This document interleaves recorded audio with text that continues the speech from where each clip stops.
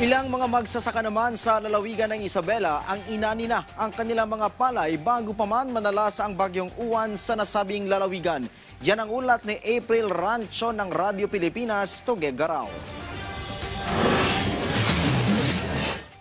Bago pa man ang inaasahang pagbayo ng bagyong Uwan, ginapas na ng mga magsasaka ng palay sa lalawigan ng Isabela ang kanilang mga pananim. Si Kuya Sani mula pa raw kahapon kaliwat kanan ang ginawang pagpapariper ng mga miyembro ng kanilang asosasyon sa bayan ng Santo Tomas para kahit papaano ay hindi sila malugi at may kitain pa rin. Kahit medyo may green po yung palay natin, puspusan na po yung pag-harvest kasi baka mamaya pagdating yung bagyo natin, baka mamaya dadapa yung mga palay natin. Sa Barangay Kansan naman sa bayan ng San Pablo, marami na rin nag-alok kay Kuya Jerry para magamit ang kanyang harvester. Kinailangan pa niyang ayusin ang makinarya makaraan ang pag-aani sa ekta-ektaryang sakahan sa kanilang lugar. Pwede na talaga, pero kaso lang, kung natin namin ng bagyo, kawawa naman yung mayari.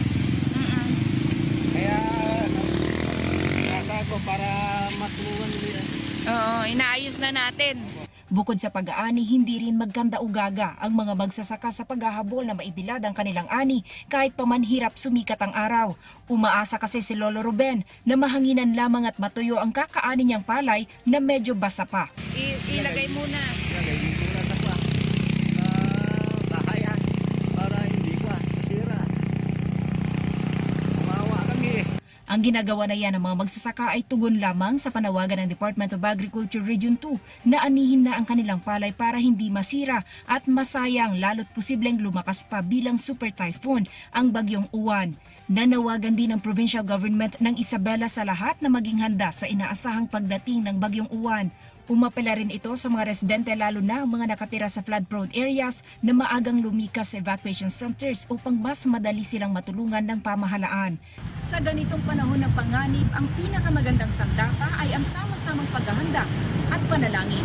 Mula rito sa Isabela para sa Integrated State Media, April Salubang Rancho ng Radyo Pilipinas, Radyo Publiko.